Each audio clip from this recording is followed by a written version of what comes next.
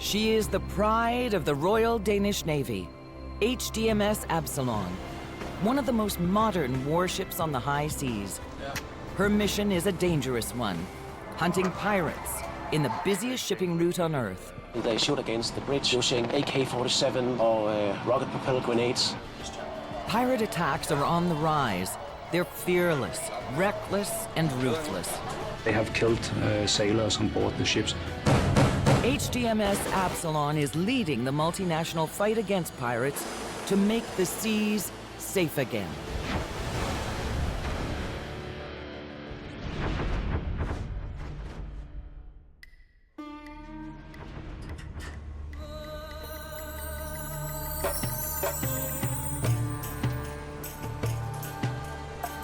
It's the day after Christmas, and the Danish Navy's HDMS Absalon is in Muscat, Oman. She's resupplied and heading out on her next 14-day patrol in the Gulf of Aden. Absalon was launched in 2008. Her first deployment was as a member of an international task force. Now, she's leading it, searching for terrorists who try to sneak into the Middle East from Africa across the Gulf of Aden. A lot of things have happened in the world for the last 10 years, and I think all this started by the terrorist acts that we saw 9/11. But times have changed, and so has the mission. Today they're hunting pirates practicing their own brand of terror. Armed with AK-47s and rocket-propelled grenades, they're attacking ships and capturing crews for ransom. It's a dangerous business. They have killed sailors on board the ships, so it's very dangerous for the merchant ship. Absalon's job is to stop them, and she's got the goods to do it. She's called a flexible support ship and comes well equipped with deadly weapons. Sophisticated radar and sonar. A flight deck for a Lynx attack helicopter, one of the fastest on Earth.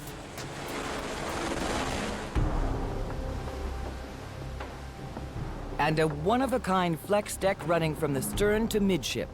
Well, the flex deck of the Absalon class is the multi-purpose deck. We have a roll-on, roll-off capacity.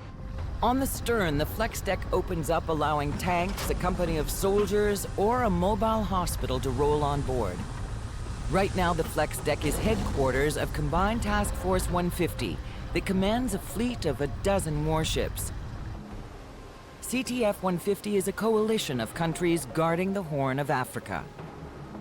We call it the Coalition of the Willing, and there's right now there's 22 nations that have signed up for this coalition.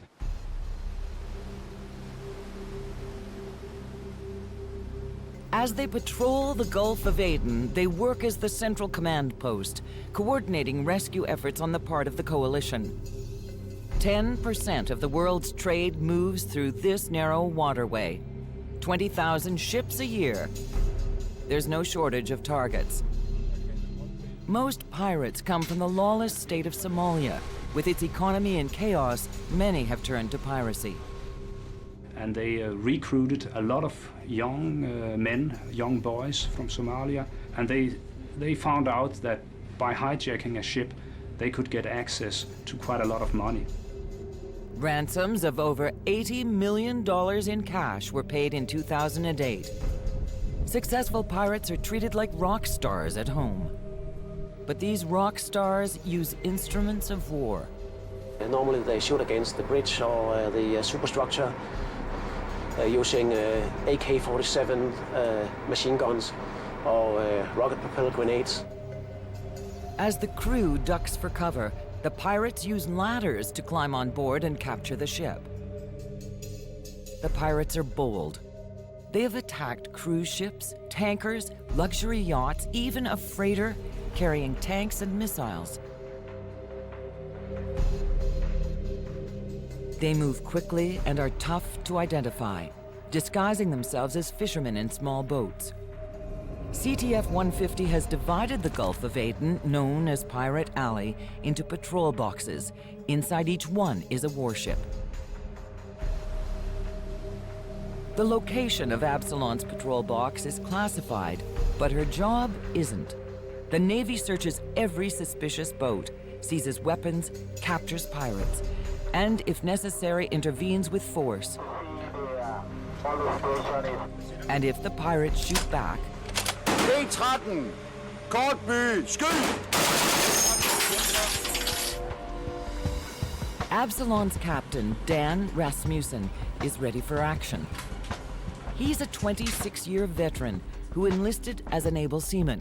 He's worked his way up the military ladder and is now in command. Okay. He has earned and won the respect of his crew. I think my background actually helps a lot because they know that I came from where they actually were. Cruising at 15 knots, Absalon will reach her patrol box in just 2 days. The crew uses the time to stay combat ready.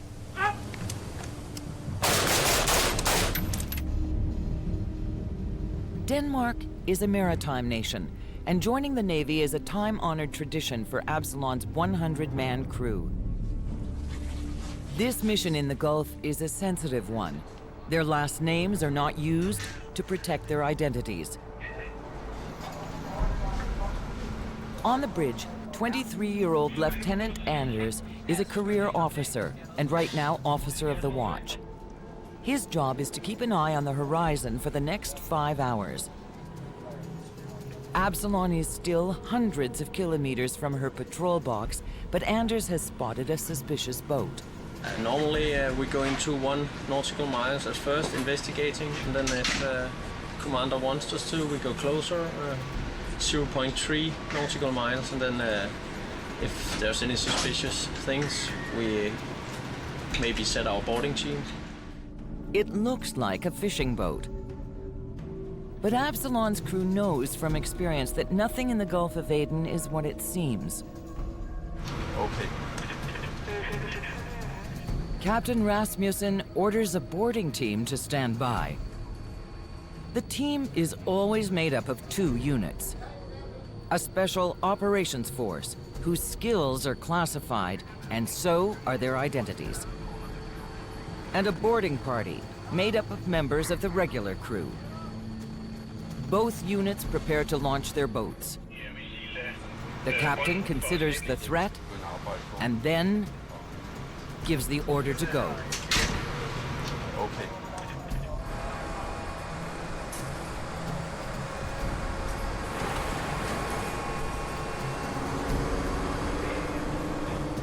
The Special Operations Unit approaches the boat first. They look for evidence of pirates, guns, grappling hooks, or ladders.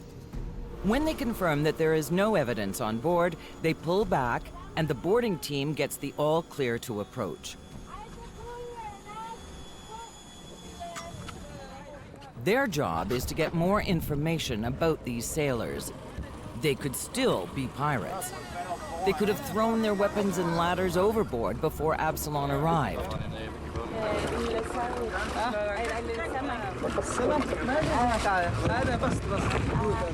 They claim to be fishermen from Yemen, not pirates from Somalia. They left Yemen yesterday to go out here and fish, but they followed some tuna fish, but they came too far out to sea. Now the team questions the fishermen to gather intelligence about activity in the Gulf. They're happy to give it. The interpreter is blonde and blue-eyed, and she's fluent in Arabic.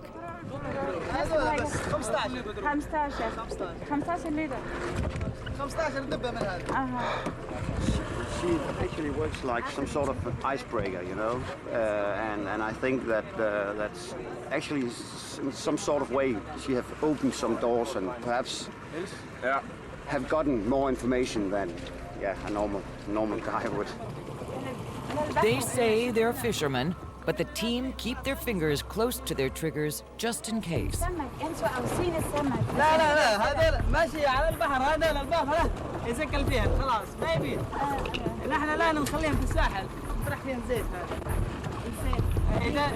Now they just have enough fuel to go back to Yemen. So what we're going to do now is continue our questioning of the guys here. Then we're going to tell them to go straight home back to Yemen.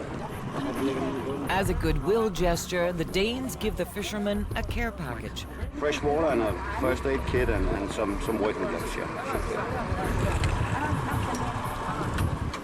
The boarding team heads back to Absalon to report their findings to the captain. The fishermen have told them that there are pirates and they're close by.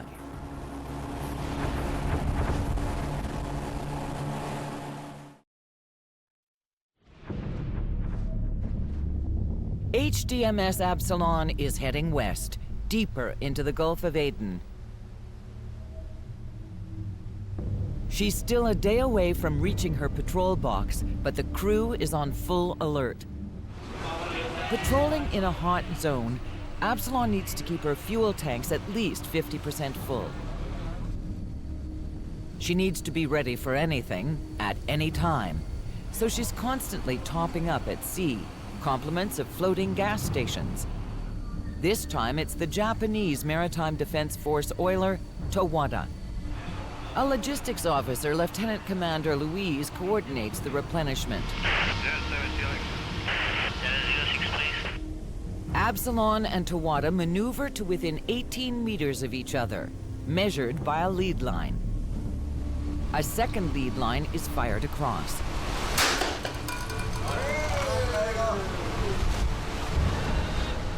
Then Absalon hauls across a huge fuel hose with a probe attached. And the probe will go into this, and then we are connected directly to our tanks, and we can receive the fuel from the Japanese ship. The two ships make it look routine, but it's a dangerous dance. They're refueling while traveling 30 kilometers an hour. The pressure we can receive will be 12 cubic meter per minute. When it's done, Absalon slaps a sticker on the hose as a memento.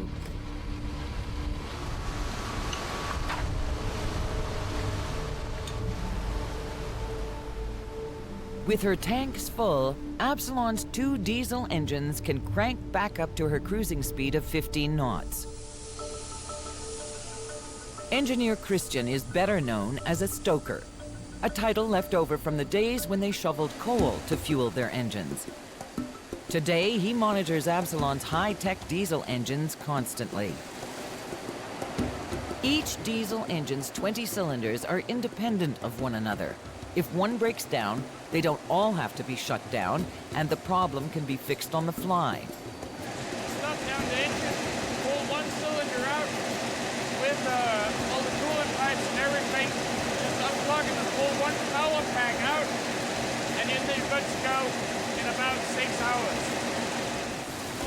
They're the biggest fast-running diesel engines ever built, and can turn the 6,300-ton warship's propeller shafts at 1,150 revolutions a minute. At full speed, Absalon can hit 25 knots, or 47 kilometers an hour.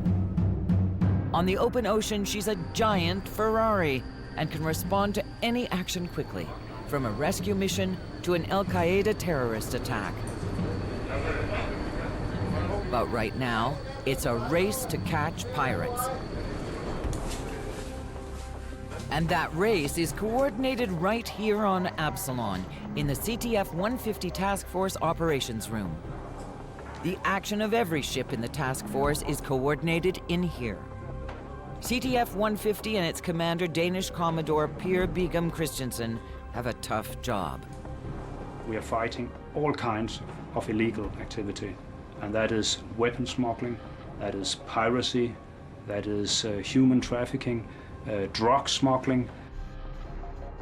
CTF-150 patrols over 6 million square kilometers of ocean in the Middle East. Its job is to keep the seas safe.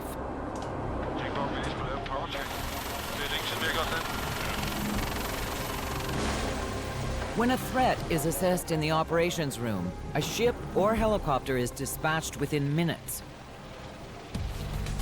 Of all the ships in CTF-150, HDMS Absalon is the newest. Her design and communications technology are ideal for modern warfare. The ship is built as most modern warships are built these days, meaning stealth technology to some degree. Absalon's smooth, sleek, low profile makes her hard to see on radar. There isn't a single right angle on her hull. So when radar hits her, the echo scatters, sending back distorted images of the ship to the sender. But stealth can't guarantee that she won't take a hit. So this warship has another design feature to help her keep fighting if she's damaged. Absalon is divided into 16 watertight compartments that can be sealed off from one another. You cannot go through the ship when you are below the waterline through one section. There's no connection, then you have to go up and go down again. If the hull is breached, as long as the flooded section is sealed off, the rest of the ship can stay watertight and continue to operate.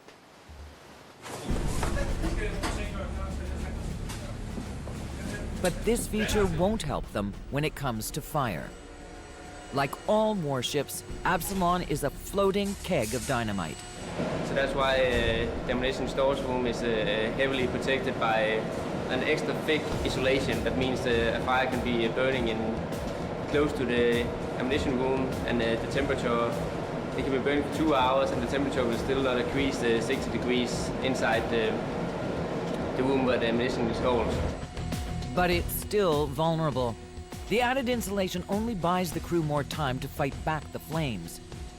And that's why regular fire drills require every sailor on board to practice fighting every kind of fire imaginable.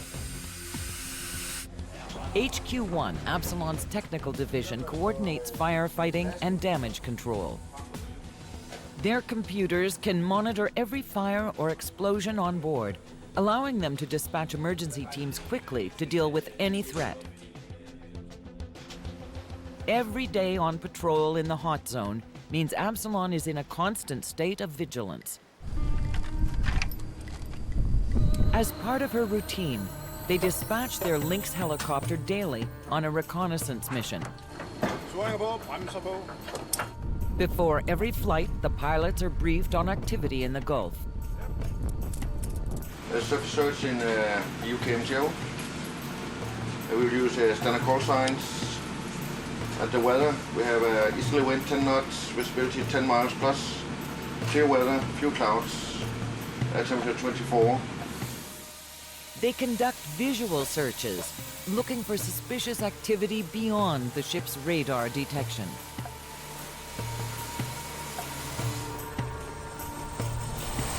And on this flight, it's not long before they spot something. A fishing boat too close to a merchant ship. If you take a look at that merchant ship, he's a perfect target. He's slow moving and he's got a low freeboard.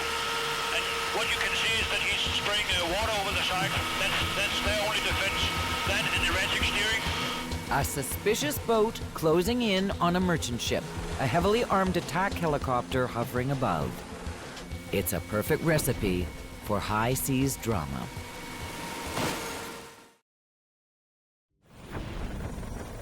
On a routine aerial reconnaissance in the Gulf of Aden, HDMS Absalon's helicopter has spotted a suspicious boat. It could be pirates. They move in closer, looking for evidence. Ladders, guns, rocket launchers.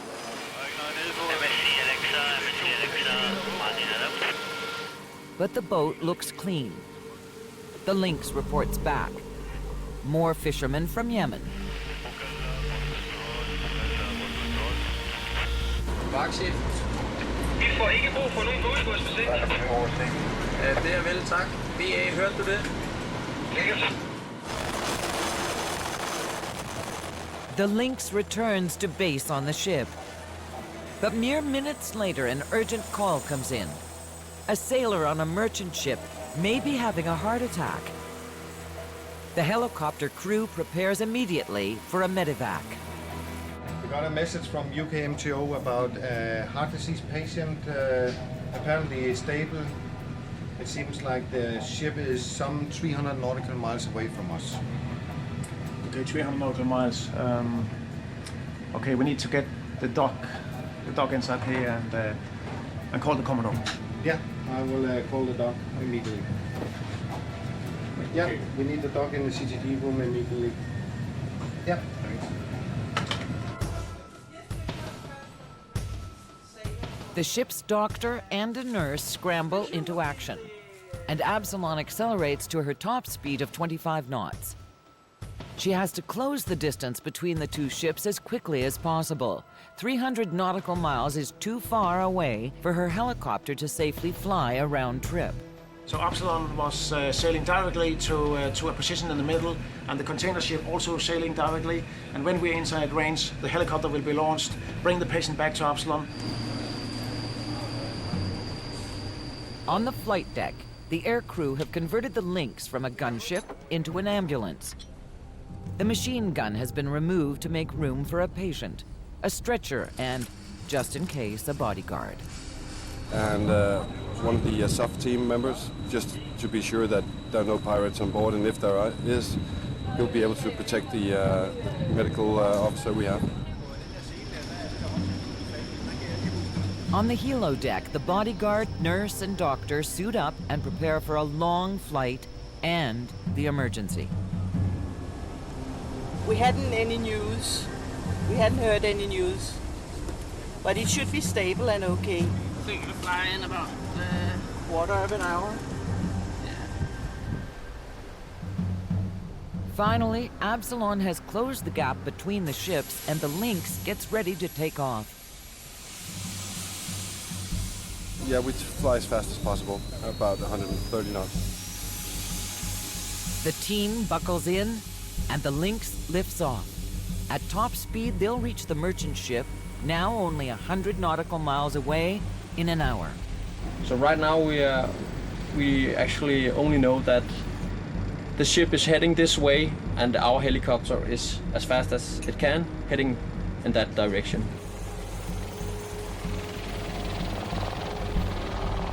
The medevac mission is another prime example of Absalon's combat flexibility. She has to be ready for anything. But first and foremost, Absalon is a warship, and equipped to fight more than pirates, a lot more. She has some of the world's most advanced weapons and is a deadly adversary. Her Sea Sparrow anti-aircraft and Harpoon anti-surface missiles can eliminate threats long before they ever see Absalon. Basically, the whole idea is being able to engage the enemy at a great distance. A bow-mounted 5-inch gun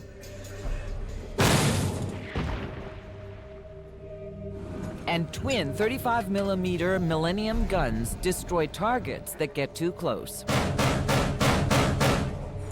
For even closer encounters, the crew trains constantly on their 4 50-caliber machine guns.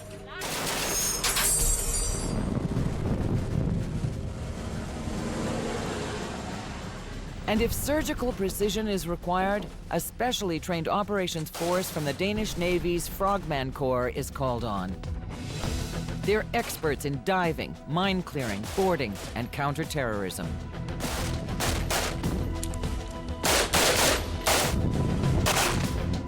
The odds of an all-out war in the Gulf of Aden are slim, but everyone and everything on board Absalon has to be ready for any mission just in case. And as a part of Combined Task Force 150, that includes medical emergencies. Right now, the officer of the watch is tracking Absalon's Lynx, now heading back from the merchant ship with their heart patient. That is understood. Thank you very much for your cooperation, and I will be standing by on channel 16. Plan is for the helo to bring in the person that's ill. That's the plan, I think. But it's pretty much just to stabilize him, if possible. Ja, så skynd jer ind om læg. Der sker noget snart.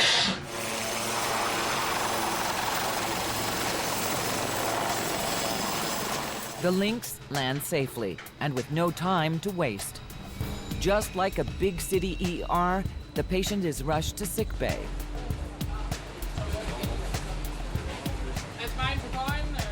The patient is stabilized and fully assessed. It looks like it may be a false alarm, but just to be sure, the doctor wants to fly the sailor to Oman for more tests. Maybe it could be the muscles between his ribs that are sore. It can often give the same symptoms as a heart attack. But that will time show. But his values are stable and the trip was okay.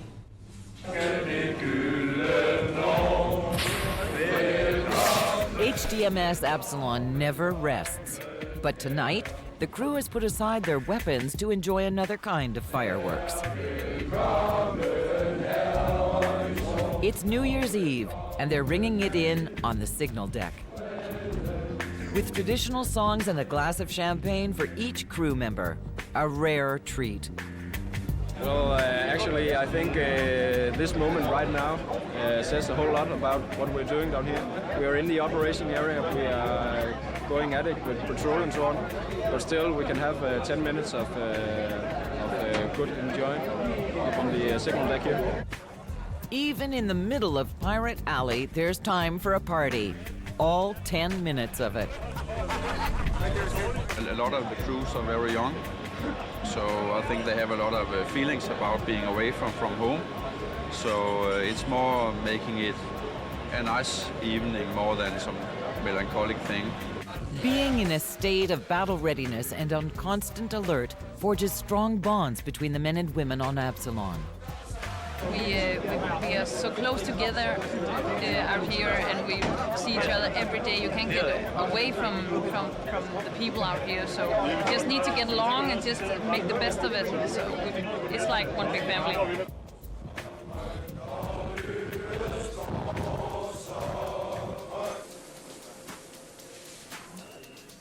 Below deck in the galley, the chef and his team are preparing a special meal. We get a lot of gratitude from our people on board. They love our food, and we're happy to serve them. Good food goes a long way to keeping a crew happy. Absalon can feed her 150 sailors fresh food for 28 days.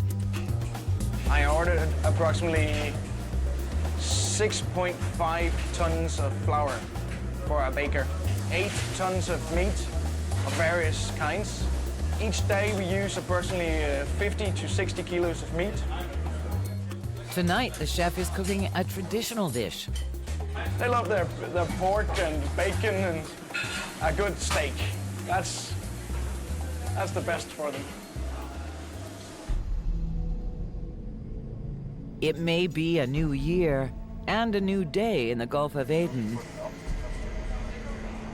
but nothing has changed.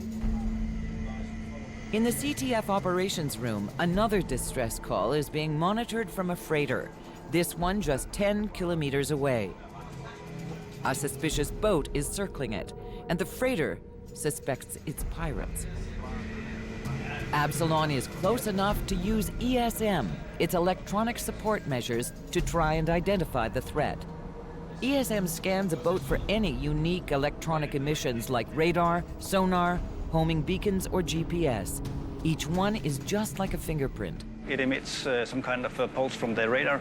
We can pick it up and we can put that into our library and we can say we've had that before. But ESM isn't detecting any signals at all coming from this boat. And running silent is typical pirate behavior. Captain Rasmussen orders Absalon to speed up. With night falling, he does not want the pirates to escape.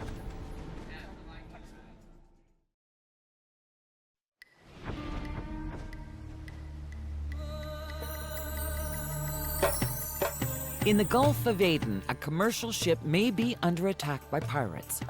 HDMS Absalon is responding to the SOS, and she's close, just 10 kilometers away. To track the pirates, the crew are now using the oldest sensor in their naval arsenal, their eyes. In this specific context, the piracy hunt, it is actually the eyeball Mark 1. that's a primary sensor. On the bridge, they've spotted the target, a container ship. And near it, several small wooden boats. Pirates may be poor, but they're not stupid. They've learned how to capture big ships by surrounding them in small, fast boats and opening fire, forcing them to stop. Absalon is doing what she does best, speeding to the rescue. Her deck gunners are on high alert. They've caught the pirates right at the scene of the crime. Surprised and outgunned, the pirates know they won't survive a shootout. When Absalon's Somali interpreter orders them to put up their hands, the pirates know it's game over.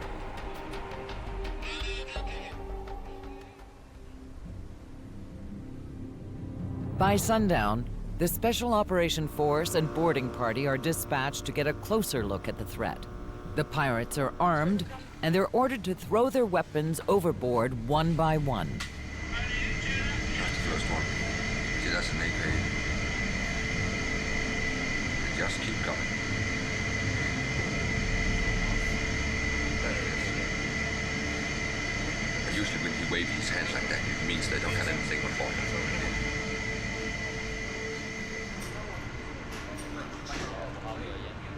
Now, the fate of the pirates is in the hands of CTF-150.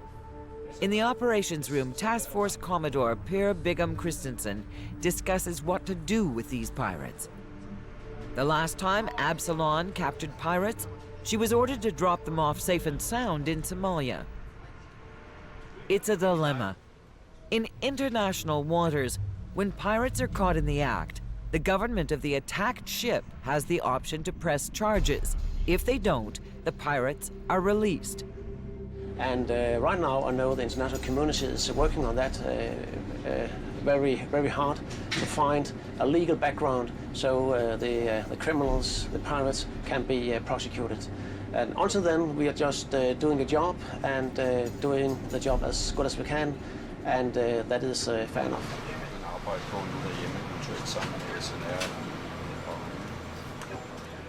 In just a few hours, a decision is made. These pirates got lucky. Charges will not be pressed. The pirates are released and sent home without their weapons. But right now, they can't go anywhere. Their engine is broken. And since International Maritime Convention says no one can be abandoned on the open sea, Absalon's crew repairs their engine and gives them gas. When they return to Somalia, it's a good bet they'll buy more weapons and be back in the piracy business in a week. Well, that's a classic dilemma, but I will not call it frustration. What we do is to find the pirates and to disarm them, and we do whatever we can. Of course, on the longer term, I and the staff would like to see a long-standing solution. For now, most of Absalon's crew can stand down. It's a good time for a workout to relieve stress and to stay fighting fit. For that, Absalon has a first-class gym.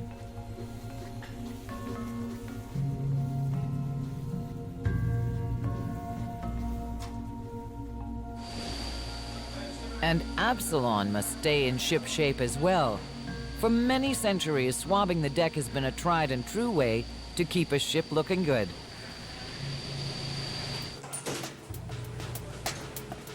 But below in the engine room, it is anything but good. A fuel line has burst, spraying highly flammable diesel fuel everywhere. It's really dangerous because of the high-pressure diesel fumes, so they ignite like this. The leak has forced engineers to shut down one of Absalon's 2 engines, limiting her speed to just 15 knots. In Pirate Alley, they always need speed, so they have to repair the fuel line fast.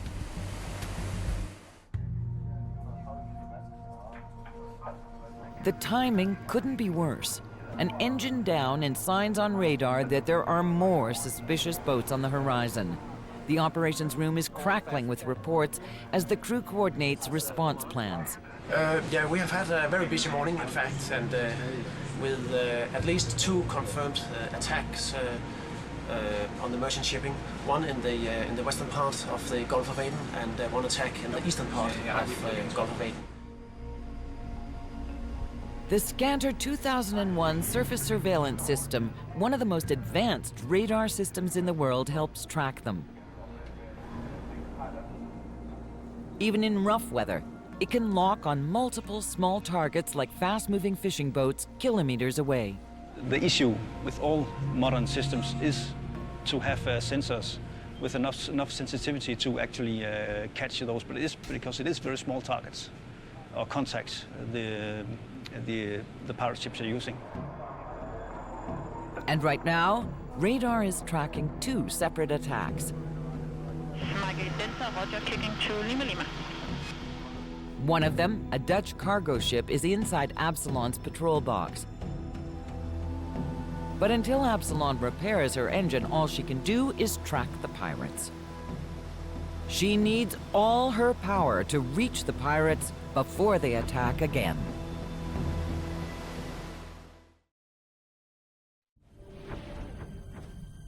There's a pirate alert just kilometers from Absalon's position, and a fuel line to one of her engines has just sprung a leak.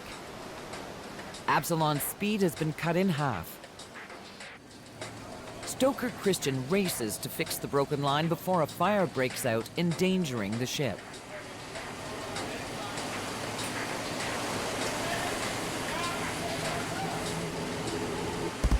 As he finishes the repair, a new report comes in.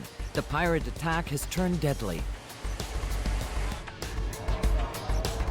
The Dutch freighter is reporting that the pirates are firing on it. Kingfisher, this is Mike at Delta. You are clear for takeoff. Relative wind is green. Absalon is still 24 kilometers away, but close enough to launch her links to track the action.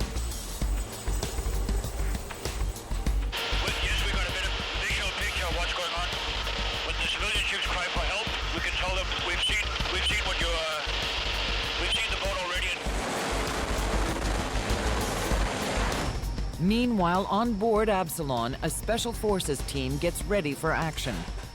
And a sniper prepares his rifle. His deadly aim may also be needed. We don't know anything right now, so we're just preparing if something is going on. But if we're close, I'm going on the deck. On the flex deck, the boarding team gets ready to launch an inflatable boat.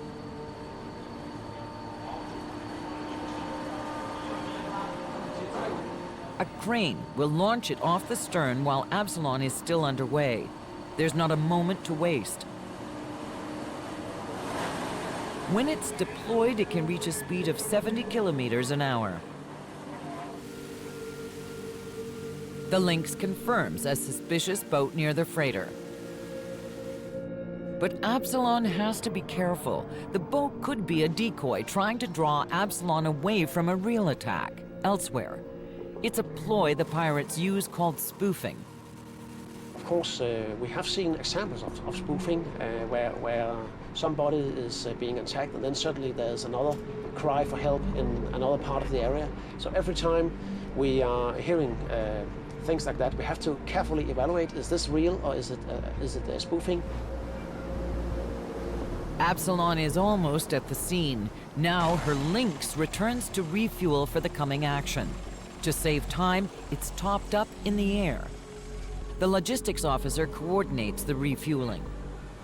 And he'll keep his rotor running, and then he'll get the fuel, and he'll be off when he has the refueling.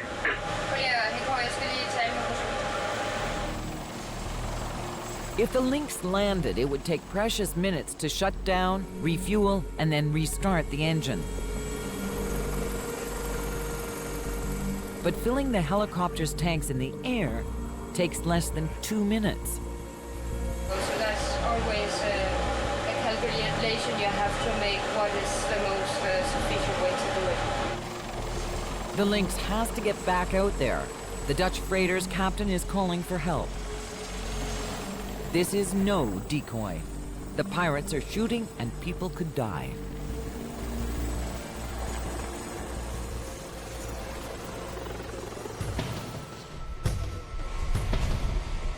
The sniper is now on deck, and so are 50 caliber machine gunners who take their positions.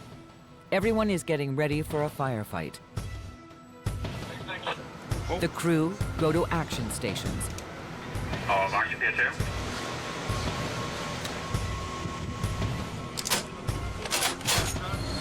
The inflatable boats are closing in on the pirates. On the bridge, there's tension, as the captain watches the boarding teams head directly into harm's way.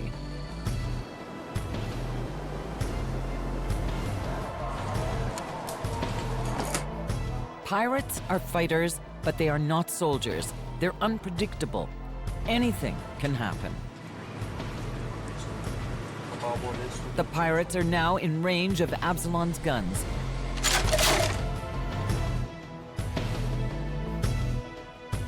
Suddenly, there's a surprise.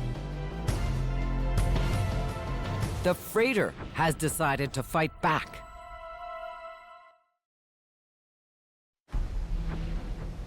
HDMS Absalon is racing to help a Dutch freighter being attacked by pirates.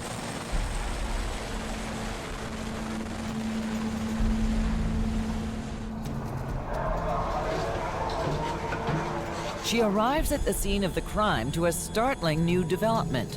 The freighter is fighting back. The crew have thrown Molotov cocktails and fired a flare gun at the pirate boat. As Absalon's helicopter hovers above, it fires warning shots.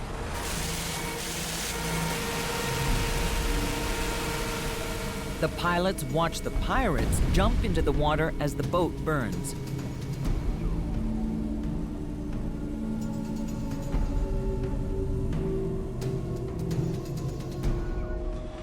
Now they actually jumped in the water in a combination, I think, from the flares thrown plus our warning shots, and then we have another situation. But for us, it's important now that they actually did try to push in an attack, even though we were here. Absalon's mission has just changed from rescuing a freighter to rescuing pirates. The pirates are hauled into the Special Forces inflatable boat and escorted back to Absalon as prisoners. Her flex deck is prepared for yet one more use, a jail. But the Danes still can't arrest these pirates. They can only hold them until a decision is made to press charges. Their fate is debated by the Dutch and Danish governments, the captain and CTF 150. The problem is, when you have taken them, where are you then going to deliver the pirates? Because not every nation is willing to accept apprehended pirates, because their national law might prevent them from putting them to trial. And even worse, most Muslim countries on the Gulf of Aden are dictated by law to execute pirates. So for now, these pirates are brought on board and kept under armed guard. They're either going to prison in Holland or they're going home.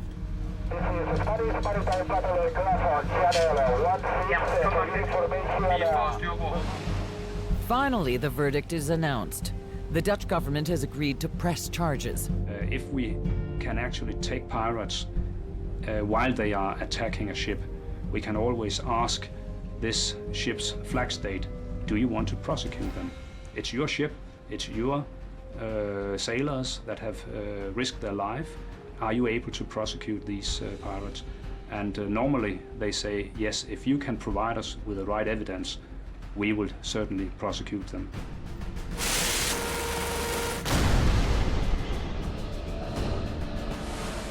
And in this case, the 5 pirates were caught in the act. International conventions prevent them from being filmed until they've had their day in court. As for their boat, the helicopter crew must ensure it doesn't become a safety hazard at sea. This is one pirate ship that will never sail again.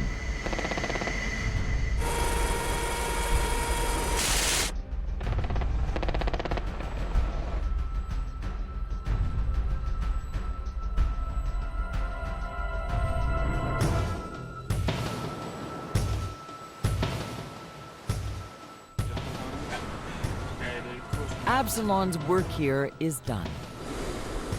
She's heading for the nearest friendly port to turn over her prisoners. As soon as she does, Absalon will head right back out into the Gulf of Aden to do what she does best: protect the busiest shipping lane in the world.